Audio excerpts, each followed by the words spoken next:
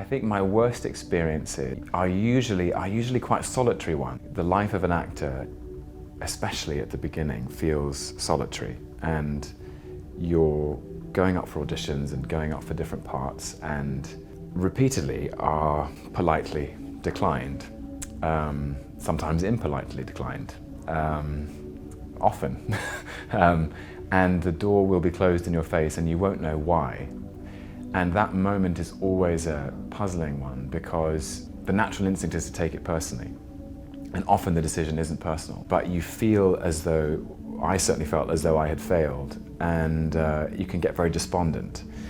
The challenge is to find a way of negotiating that sense of rejection, that sense of failure, without it eroding your sense of self and your own specific talent and your own curiosity in the work.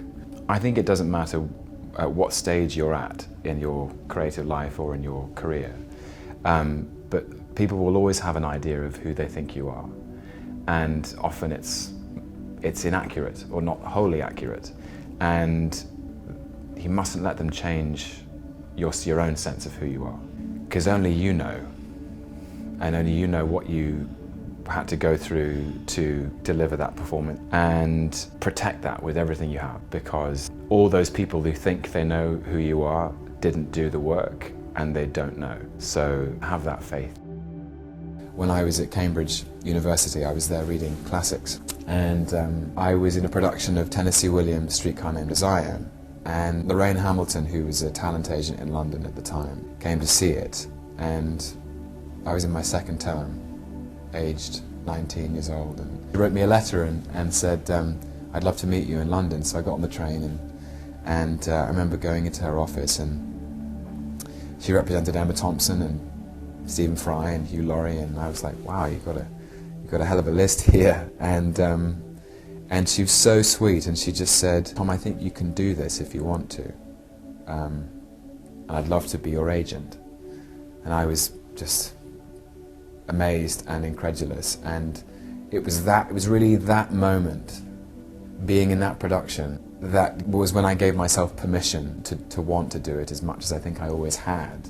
I think I'd always dreamt of it, but I'd never given myself the permission until that point. And then I was off to the races, I was flying.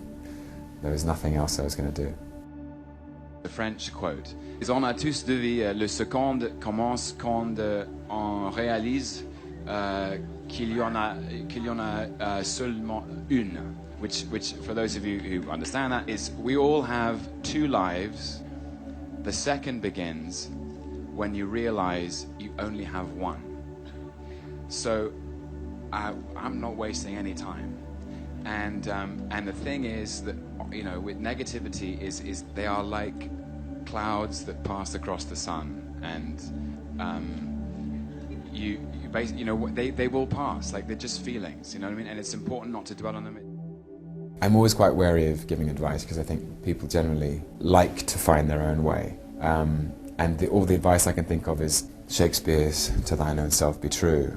The more authentic and honest you are in your interaction with the world, both professionally and personally, the better you will be placed to do the kind of work which will touch others and move their hearts and minds. Because if you mean it, the chances are it's going to mean something to somebody else.